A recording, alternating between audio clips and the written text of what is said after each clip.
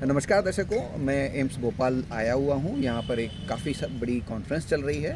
इस कॉन्फ्रेंस के दौरान मेरी मुलाकात एम्स भोपाल के डॉक्टर सुकेश मुखर्जी जी से हुई है। और सुकेश जी ने जो हम अगर साधारण भाषा में कहें, जो हम देखते हैं बाज़ार में एक सब्ज़ी मिलती है जिसे हम मोरिंगा या मुनगा के नाम से जानते हैं, उस पर बहुत डीप रिसर्च की है और उसको उन्होंने कैंसर के पेशेंट के लिए काम करने की दिशा में उसमें उन्होंने काम शुरू किया है और काफ़ी अच्छे रिजल्ट्स नज़र आ रहे हैं। तो बाद में अभी जो रिसर्च है वो pre clinical studies pre clinical stage पर है, और लेकिन उसके परिणाम बहुत अच्छे आ रहे हैं। और मोरिंगा के बारे में तो वैसे भी कहा जाता है कि वर्ल्ड वाइड इस पर काफ़ी अच्छा काम हो रहा है और इसके रिजल्ट्स हर तरह की डिजीज़ में देखने में आ रहे हैं और बहुत अच्छे रिजल्ट्स हैं।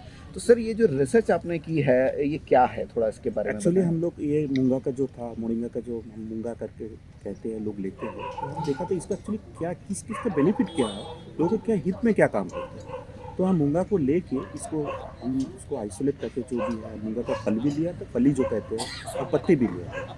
तो इसको हम क्या क्या आइसोलेट किया, इसमें जो कंपाउंड्स है और एक बड़ी जो केमिकल टेक्निक्स होते हैं उसको आइसोलेट करके इसी कंपाउंड का हम देखा कि इसका क्या इफेक्ट हो सकता है, क्या असर हो सकता है।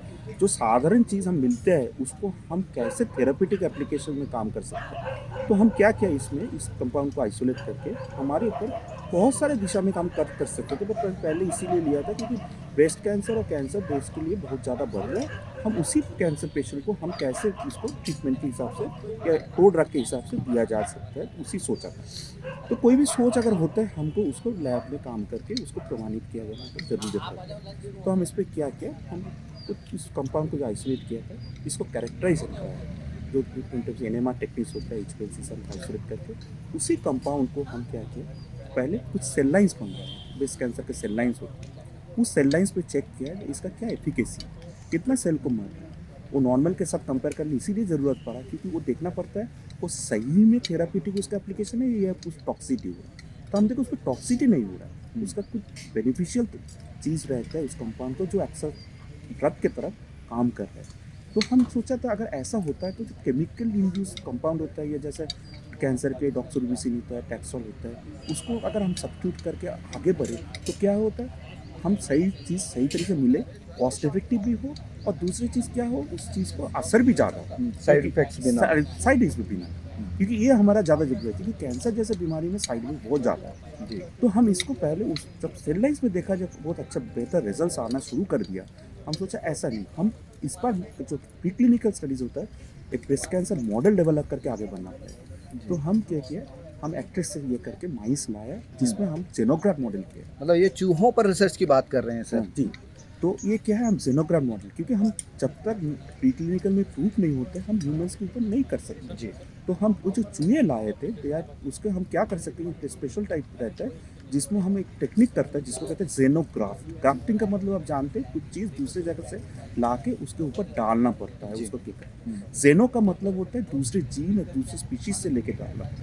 तो हम क्या, ये काइंड ऑफ इंसर्शन यू इस कंसर्न इंसर्शन उसको डेवलप करना पड़ता है। डेवलप करना इसीलिए ज़रूरी होता है एनिमल मॉडल में, क्योंकि हम अल्टीमेटली काम तो करेंगे ह्यूमंस के ऊपर। तो ह्यूमंस के ऊपर अगर काम करेंगे, उसी ब्रेस्ट कैंसर पेशेंट्स का हम क्या किया, ब्रेस्ट कैंसर पेशेंट्स का जो सेल्स रहते थे उस सेल्स को आइसोलेट करके माइस में डाल के उस जनों का मॉडल बनाया, जी। जिसको हम कहते हैं ब्रेस्ट ट्यूमर। जी। माइस का 7 से 8 दिन में ट्यूमर डेवलप हो जाता है। जी। इसके बाद हम लोग का जो आइसोलेटेड कंपाउंड है वो डायरेक्टली जो जहाँ ट्यूमर बन रहा है उसी फ्लैंक्स में हम इंजेक्ट कर दिए। जी। इंजेक्ट करने के बाद देखा ये मिरेकल होना शुरू कर दिया। जी। जो ट्यूमर वो बढ़ रहा था चीज़, धीरे धीरे रिग्रेस होके 10 से 12 दिन के तक वो पूरा ट्यूमर मैं बताना चाहूँगा कि जो डॉक्टर साहब रिग्रेस वर्ड यूज़ कर रहे हैं, मतलब वापस होना शुरू हो गया वो। वापस नॉर्मल टिश्यू, रिग्रेस मतलब जो नॉर्मल वो जी। छोटी साइज में जैसा नॉर्मल वो आना शुरू कर दिया। जी। बट फिर भी मेरा दिमाग से वो नहीं गया ये रिग्रेस कर क्यों रहा है, ये कोई सेल का टॉक्सिसिटी तो नहीं है। जी। तो हम उसमें क्या किया, कुछ टेस्ट आता है जिसको हम कहते हैं बोन मैरो टॉक्सिसिटी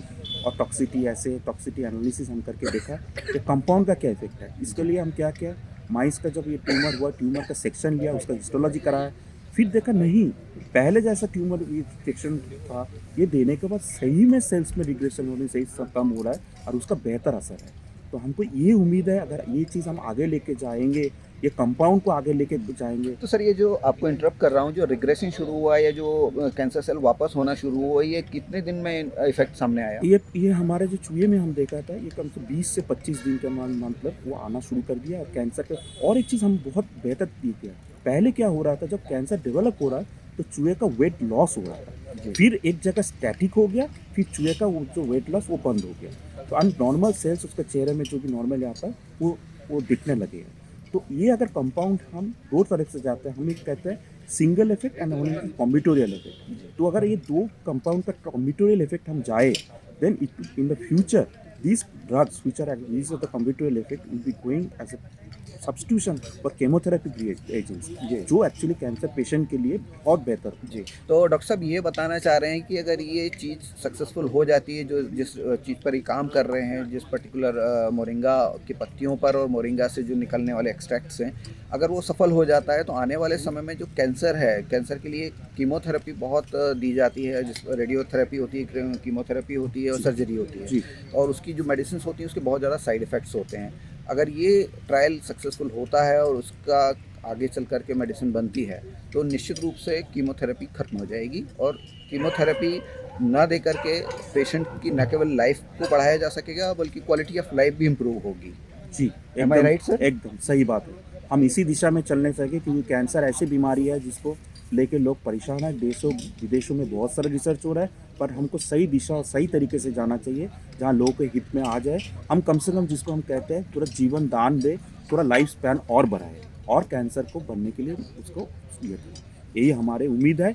हम आगे बढ़ के और कुछ करते रहेंगे, इसको आगे लेकर जाएंगे, जो जनहित में काम करेंगे। धन्यवाद। Thank you so much sir, thank you very much sir.